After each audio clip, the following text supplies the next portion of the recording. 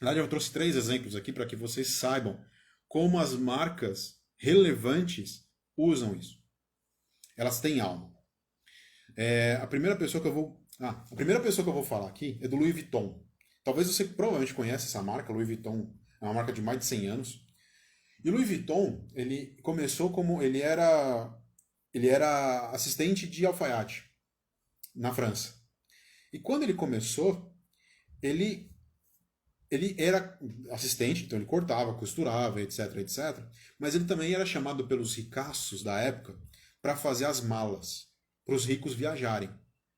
Por quê? Na 1850 não existia carro. Então era tudo de trem. Quando o ricaço queria viajar de trem, de viajar a grandes distâncias, ele não ia de carroça, ele ia de trem. E trem tem um problema, que passa dias viajando. Então você ia fazer, sei lá, São Paulo, Rio, cara, é dias viajando, é mais de uma semana viajando de trem. Então qual que era o problema? As malas tinham que ser impermeáveis, porque podia pegar chuva, tempestade, você não sabe o que vai vir pela frente. Não tinha a Jupa da previsão do tempo. Então o cara tinha que se preparar. Então as malas de couro eram escolhidas, as bagagens, as malas de mão eram escolhidas para ser feitas de couro, porque couro é impermeável. Só que qual é o problema? As malas de couro daquela época, ainda mais naquela época, elas não tinham um tratamento químico adequado. Então, depois de, sei lá, 4, 5 dias, a roupa dentro daquela mala, ela começava a pegar cheiro. Mas era o preço para se pagar, porque, cara, eu vou viajar até o Rio, Rio de Janeiro, e, cara, eu preciso ir viajar, meus parentes e tal, então, cara, eu vou. Depois chegar lá, dá um jeito, lava, põe os escravos para lavar e tá tudo certo. E o que acontece? Qual era o problema também de você ter uma mala de couro? Naquela época, em 1850, as roupas eram bufantes. Então eram aquelas roupas de linho que só de olhar amarrota, só de olhar suja.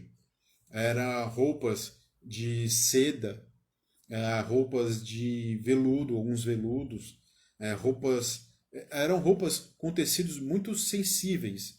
E mala de couro, ela é molenga, então você vai empilhando, chega uma hora que ela pode até rasgar. Se você considerar uma pilha de mala, a primeira pode rasgar os tecidos que estão dentro. Por quê? Cara, é muito peso, mal ajeitado, amarrota, enfim. E Louis Vuitton era contratado por esses ricaços porque ele sabia ajeitar de um jeito a mala dos ricos para que quando chegasse no destino ficasse fácil o transporte, tirar para ventilar, para lavar, enfim, ele tinha uma manha para isso.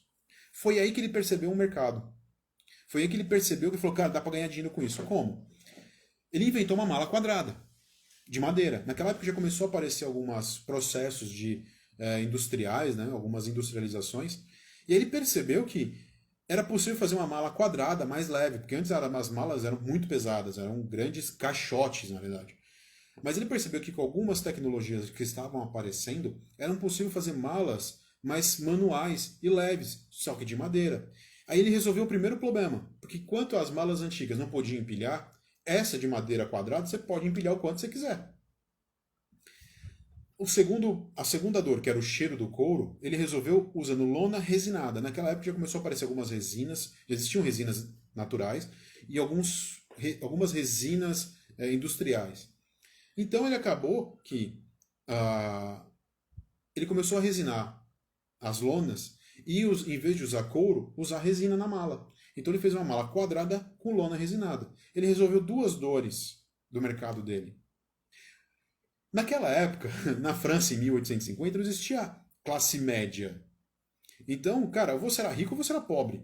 Então, como só tinha rico para comprar, e ele convivia com esses caras, porque ele era assistente de alfaiate, e ele trabalhava como maleiro de rico, ele conhecia o mercado que podia comprar. Então ele vendia para rico. Por isso que Louis Vuitton já surgiu como uma marca de rico.